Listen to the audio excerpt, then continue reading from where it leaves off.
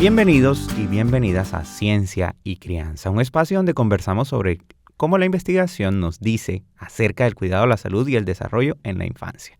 Soy Oscar Arias Díaz, doctor en comunicación y parte del equipo de investigación del proyecto Infantia, una iniciativa que une ciencia y compromiso social para entender mejor cómo cuidamos y acompañamos a nuestros niños y niñas desde los primeros años de vida. En este episodio nos acompaña la doctora Olga Hoyos, doctora en psicología de la Universidad Autónoma de Madrid, magíster en proyectos de desarrollo social de la Universidad del Norte, matriz de Sciences de la Educación Opción Development Social, Universidad París 12, y miembro del Grupo de Investigación en Desarrollo Humano. Actualmente es profesora asociada del Departamento de Psicología de la Universidad del Norte. Sus investigaciones han estado orientadas a la comprensión del bullying en los distintos niveles de educación, así como al estudio de variables asociadas a la salud mental y convivencia escolar. Ha sido miembro del Consejo Directivo del Colegio de Psicólogos 2011 al 2014 y par evaluador nacional e internacional. Bienvenida, doctora Olga Hoyos. Muy buenos días, Oscar. ¿Cómo estás? El bullying es un tema que está presente en el día a día y en el cuidado y bienestar de la infancia. Pero, ¿cuál es el mayor mito sobre el bullying que todavía persiste incluso entre profesionales de la educación?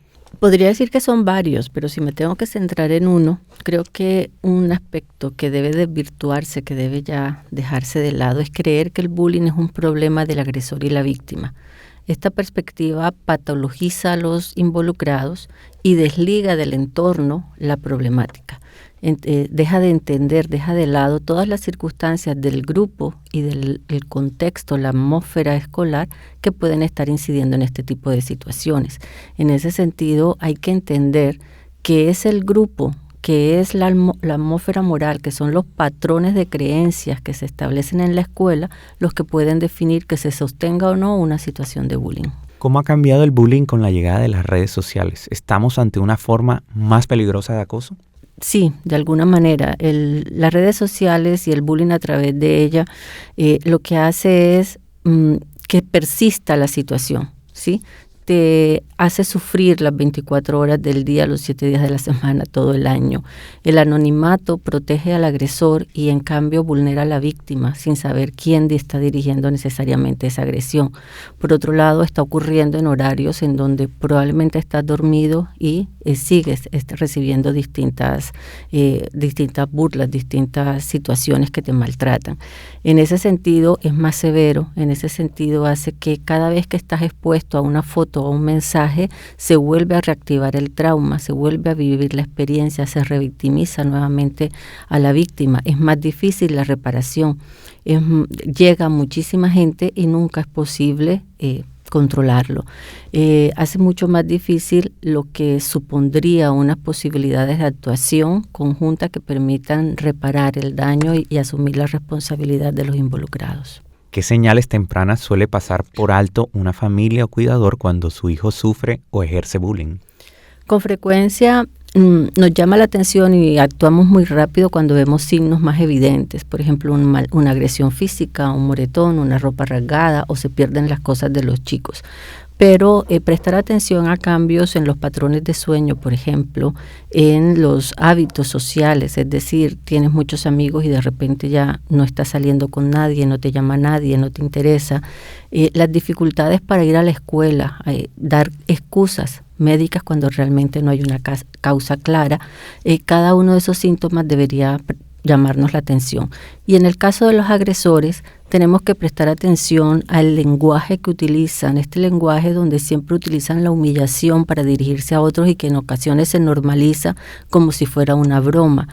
Tenemos que prestar atención a los chicos que no asumen nunca la responsabilidad de las cosas que hacen. Ese tipo de comportamientos tendemos a creer que corresponden a un momento evolutivo y que después va a mejorar.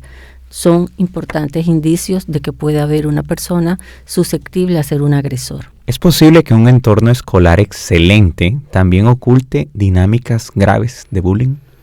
Por supuesto. Los estudios han mostrado que el bullying se presenta en todas las instituciones y, como decía antes, como es un problema que depende de la relación grupal, del entorno del grupo, hay que prestar atención porque en algunas ocasiones estos estos centros que tienen estos adjetivos de excelencia pueden tener unas pautas donde se disimule la agresión, por ejemplo, en torno a la competitividad, al que es mejor, al que se desempeña mejor, y cada una de estas cosas puede estar generando que se piensen en maneras más sutiles, más sofisticadas de cómo agredir al otro. El bullying se presenta en todos los centros escolares, un problema de las relaciones interpersonales que se dan en un grupo y de cómo el grupo favorece. Por tanto, los colegios deberían tener mecanismos de actuación frente a ello y no disimularlo de cara a la excelencia. ¿Cuál ha sido el caso más impactante que ha atendido y qué le enseñó sobre cómo deberíamos abordar el bullying el día de hoy? Mira, no te voy a hablar de ninguno que haya atendido, pero un caso que creo que movió a muchos y a mí en particular, el de Sergio Urrego, el joven de Bogotá que se suicidó hace ya algunos años por una discriminación y acoso escolar, y que da cuenta un poco de lo que estoy señalando. De alguna manera, por un lado, patologizaron a Sergio y a su compañero. Por otro lado, las preconcepciones, las creencias culturales fueron legitimadas y validadas de cara a las directivas escolares, profesores, maestras, incluso psicóloga. Y adicionalmente, el rol del grupo, un grupo que guardó silencio, que permitió que eso se siguiera haciendo, y una sociedad toda que lo estábamos contemplando.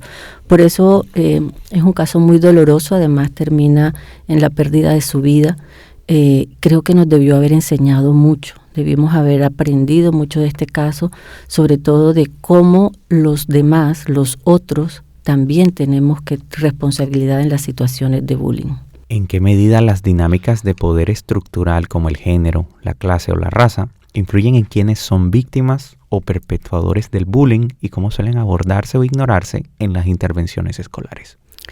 Sí, desafortunadamente no es ajeno, no es mentira que los grupos racializados o grupos minoritarios de distinto tipo son los que pueden ser más susceptibles de bullying.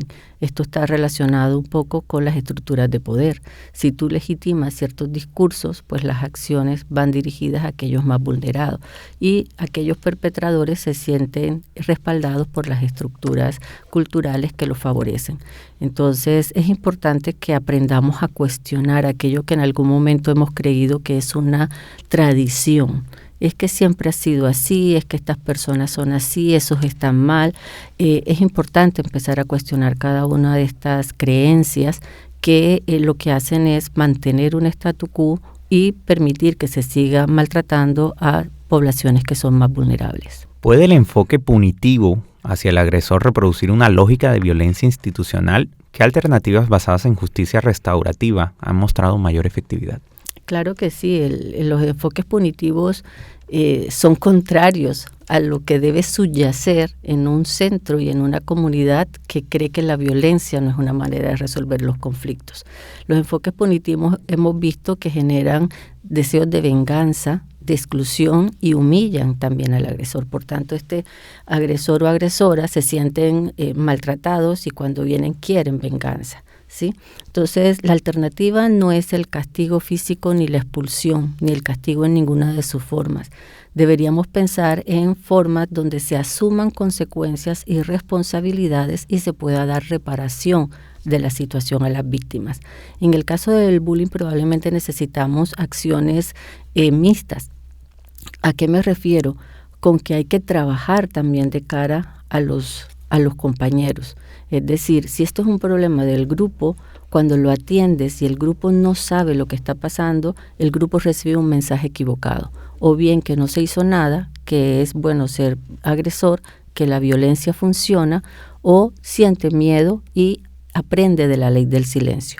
Entonces, si tenemos claro que esto es un problema grupal, donde este tipo de sanciones que tienden a utilizar los colegios no son las adecuadas, debemos trabajar de cara a, nuevamente, a desarrollar un pensamiento crítico, a poder cuestionar y poder facilitar formas en las que el grupo sea capaz de parar la situación y donde se facilite la reparación y el aprendizaje y transformación del agresor.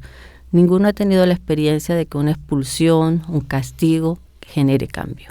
Realmente genera más dolor y se perpetúa el ciclo de violencia.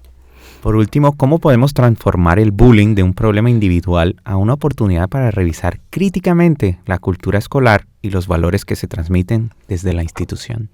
Justamente si nosotros, cuando se presenta una situación de bullying, en lugar de silenciarlo o tratarlo de abordar de manera discreta, entre comillas, lo asumimos desde la pregunta de qué está pasando aquí, cuáles son los valores institucionales, cómo estamos reforzando la cultura de este grupo para que tolere la violencia, y vamos generando esas pautas de pensamiento crítico y de acciones de solidaridad y compasión para con el otro. Creo que podríamos ayudar a transformar la situación. Doctora Olga Hoyos, muchísimas gracias por hacer parte de Ciencia y Crianza. Muchas gracias a ustedes por la invitación.